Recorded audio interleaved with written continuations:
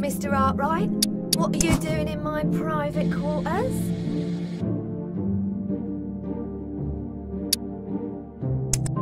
I often take walks by the lake, Mr. Arkwright. Don't see any crime in it, do you?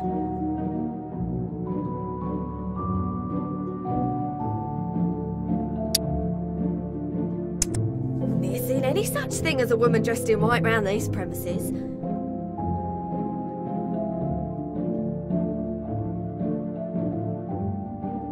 However, I can tell you I just laid eyes on a young lady who appeared desperate to see you, Mr. Arkwright. Miss Laura Fairley is waiting for you in the parlour.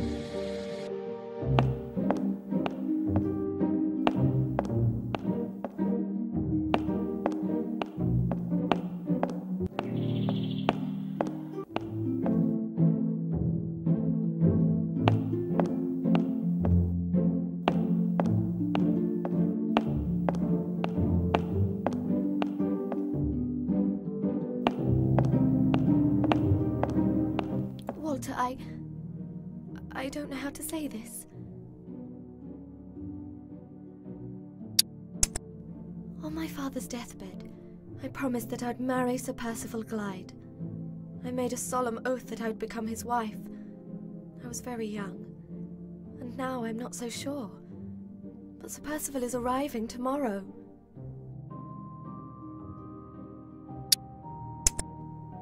Yes, I must. But Walter, I saw the woman in white outside, near the churchyard. I don't know how to describe it, Walter, but I feel that she knows something. Something that is very important to my future. You must find her.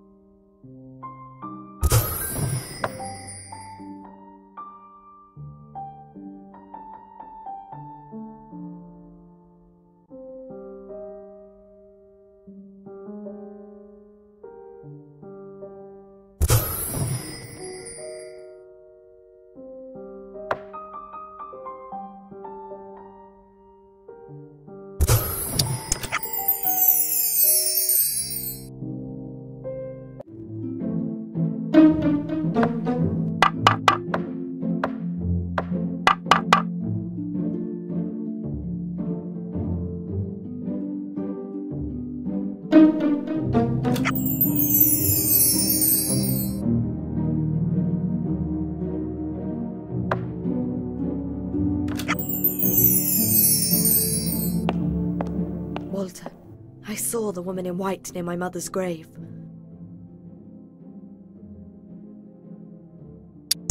Through those doors. Yes, Walter. Call it women's intuition. Laura and I both feel this poor creature from our past is somehow linked to our future. Her mother adored her as a girl, so there must be some good in her. Please find out what she is trying to tell us.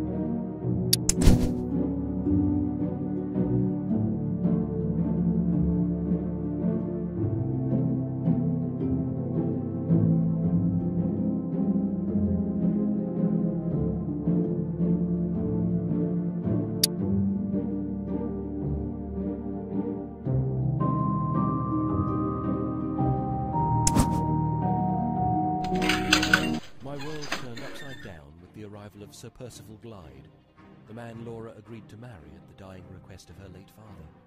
From all appearances, Sir Percival was a far more worthy mate than I. A baronet. Surely Laura would live a happy, full life with him. Yet the note left by Anne, the woman in white, she warned Laura not to marry Percival because of some deep, dark secret. What is his secret? Is Laura in danger?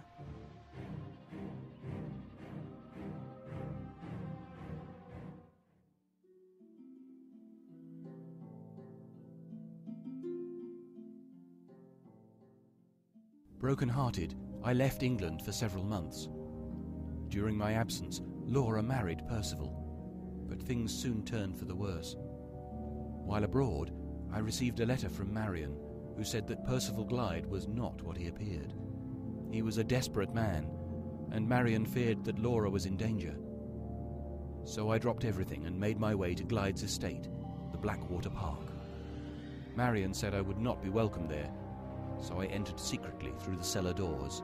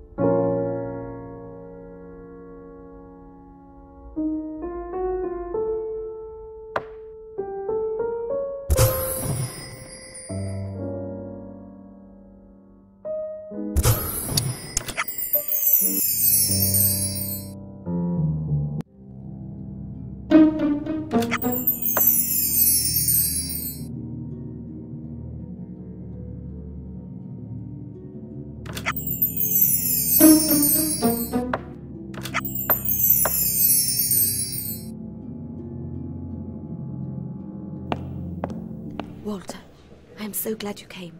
I wasn't sure if my letter made it to you safely. Sir Percival is not what he appears to be. He is cruel to Laura. I believe he is having financial difficulties. He has tried to get Laura to sign some documents. I am suspicious of his motives. Be another set of eyes and ears for me. Yesterday, Laura's aunt, Countess Fosco, and her Italian husband, Count Fosco, arrived here at Blackwater Park. The Count is very charming and kind to animals. He seems to be friends with Percival. He might help us. And Anne Catherick, the woman in white, she is here. I've seen her. What's that? Someone is coming. I must go.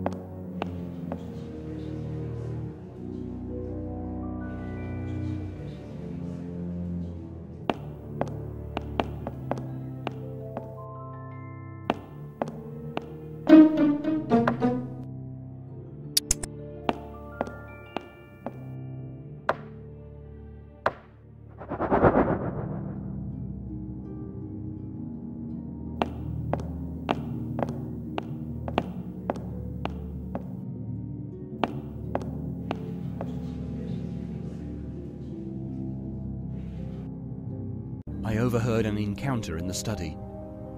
It seems Sir Percival is intent on Laura signing some very important papers, but she is unwilling without knowing what she is signing. Marian is trying her best to be civil, but then Count Fosco intervenes.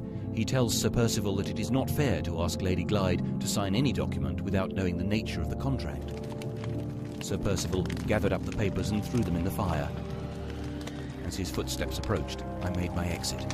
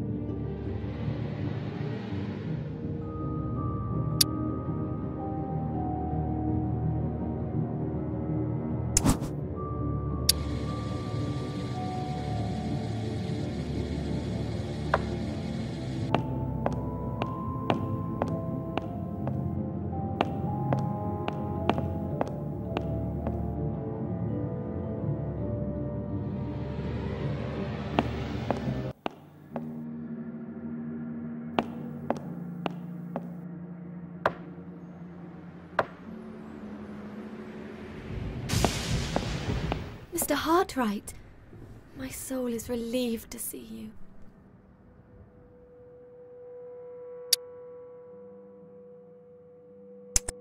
It's Anne Catherick. Sir Percival says that Anne has escaped from an insane asylum. He says she is dangerous and cannot be trusted.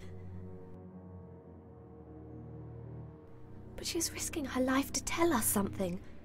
Remember that note she left for me at my mother's grave? She knows something. A secret about Sir Percival.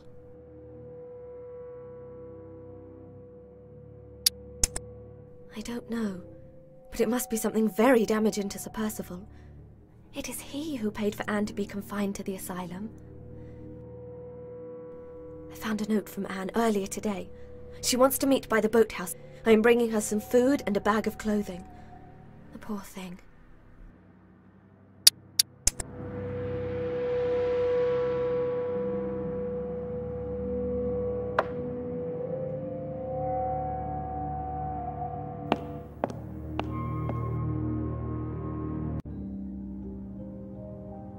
That night, Laura and Marion waited for Anne to meet them at the boathouse. Laura brought some of her own clothes for Anne to wear. Anne told them that she knew Sir Percival's secret, but before she uttered the details, we all heard the sound of dogs barking. Suddenly, Glyde and Fosco appeared and captured her. Poor Anne was going back to the asylum, and we were unable to save her.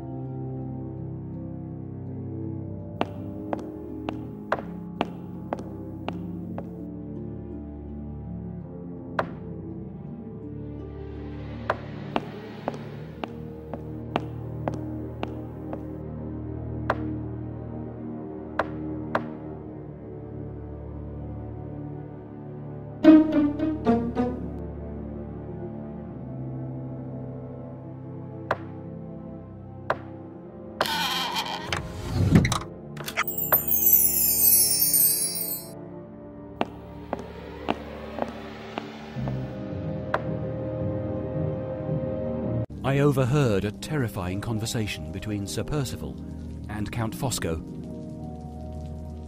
We are at a serious crisis in our affairs, Percival. And if we are to decide on the future at all, we must decide secretly tonight.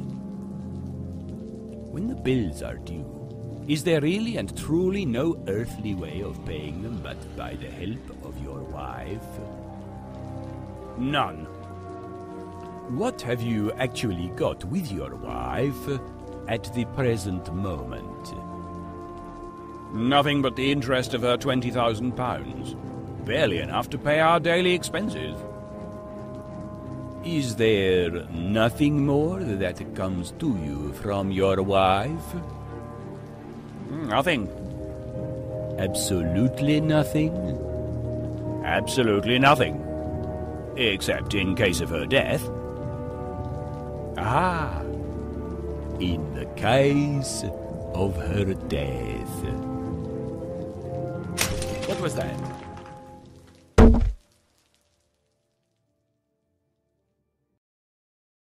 Walter, wake up. We've both been sleeping for days. Someone drugged us, and you've got a nasty bump on your head.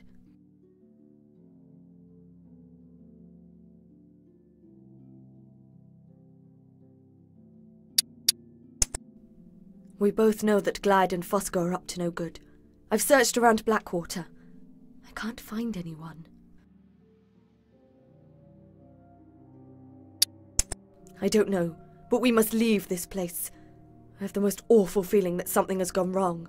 Very wrong.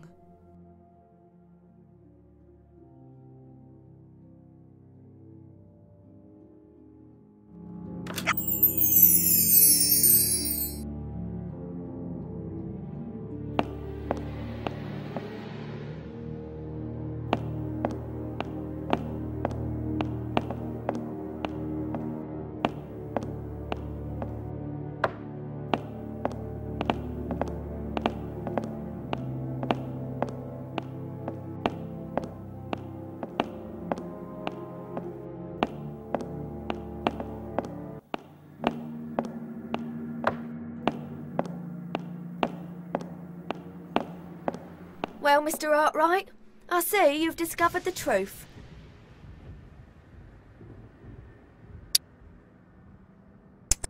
Look for yourself on this freshly dug grave. Lady Glyde is dead.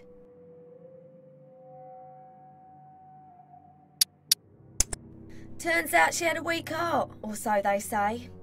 All I know is my Percival says he'll buy me an house now. All of his money and troubles have melted away, what with the inheritance and all. But you better run, Mr. Arkwright. The dogs might catch your scent.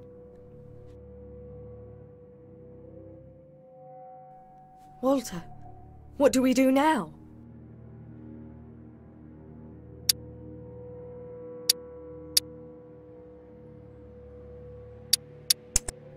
But Anne is locked away. There are at least 50 asylums in all of England. How do we know which one?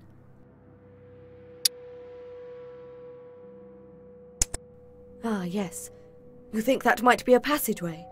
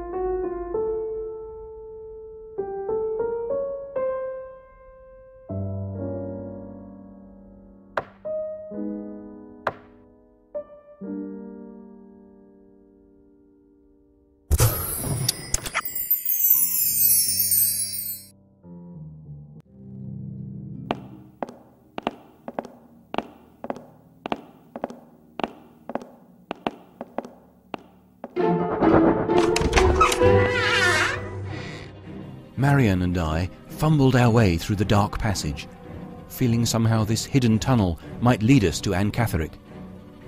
Was it possible that Sir Percival had established a connection between his residence and the asylum which housed Anne?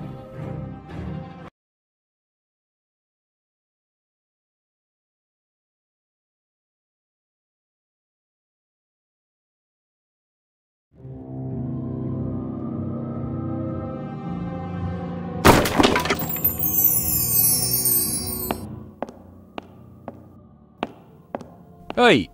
Stop right there. We don't get many visitors here. Did Sir Percival Glyde send you?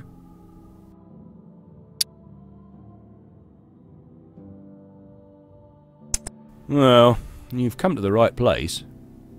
But she's held in a very secure area. Orders of Mr. Glyde himself. Well, if Sir Percival sent you, then you'll know the code to navigate through this place. If you don't know the code, well, good luck.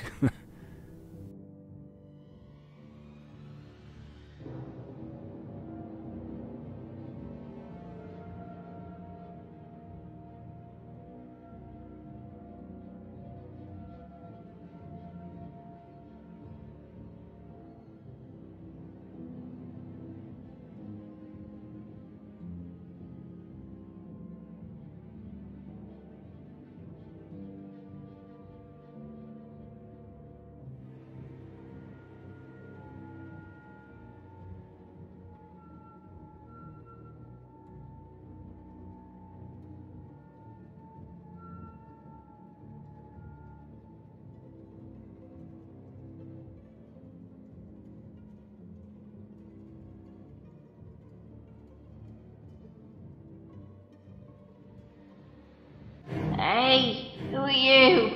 Where's my dinner?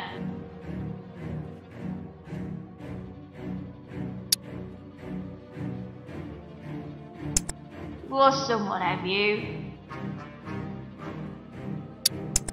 And you say, what's a cat named Anne?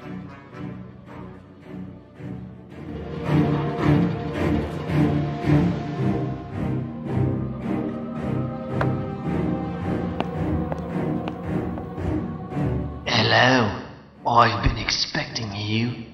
Won't you come in?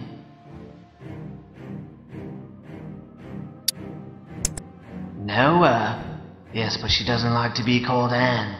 She prefers Laura.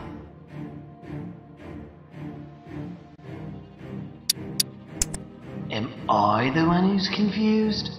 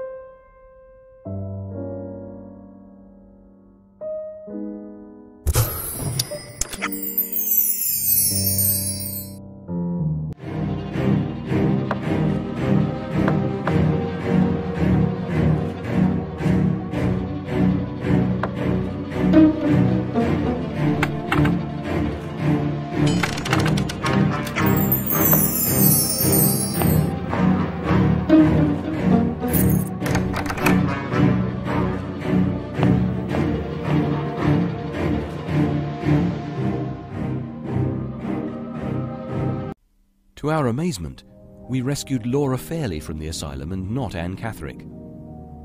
We uncovered the diabolical plot of Fosco. After she was captured, Anne fell ill and died of a weak heart.